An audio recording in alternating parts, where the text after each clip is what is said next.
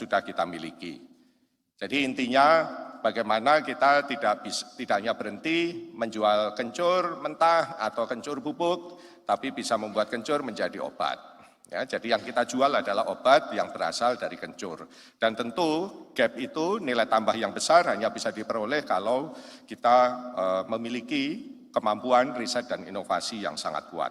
Yang lebih berbasis riset dan inovasi yang nilai tambahnya itu tinggi, yang memang tidak mungkin dicapai tanpa riset dan inovasi. Kalau tidak, kita akan berhenti nilai tambahnya kencur hanya jadi bubuk kering kencur, gitu ya, karena tinggal digerus, dikeringin, habis itu diplastikin bisa dijual. Gitu, itulah namanya middle income trap, karena kita hanya berhenti jualan bubuk kering kencur, gitu ya. Gitu. Nah, bagaimana kita bisa naik lagi, ya, benar-benar menjadi negara berpendapatan tinggi? Itulah harus ada proses riset dan inovasi sehingga ada nilai tambah yang signifikan. Dari kencur tadi menjadi obat herbal berstandar, dari kencur menjadi suplemen, menjadi fitofarmaka, dan seterusnya. Sampai ekonomi itu bagaimana bisa dinaikkan supaya kencur nggak cuma dijual jadi bubuk atau dijual mentah, ya? Gimana kencur jadi suplemen atau bahkan jadi fitofarmaka? Itu kan riset.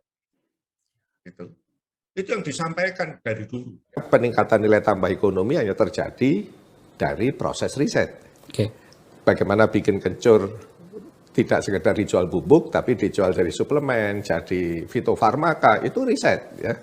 Itu nilainya berjuta kali lipat, begitu. Ya, lokal competitiveness kita itu, ya kan. Gimana supaya kita nggak cuman jualan kencur mentah, nggak cuman jualan kencur bubuk, gitu ya. Tapi bisa kencur jadi obat, sehingga nilai tambahnya tinggi, gitu.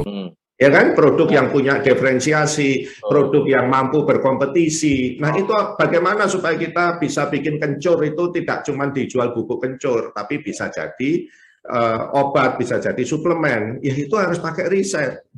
Kalau nggak begitu, kita nanti kena middle income trap. Karena kita jualan kencur, jadi bubuk kencur aja maksimal, tidak bisa lebih dari itu.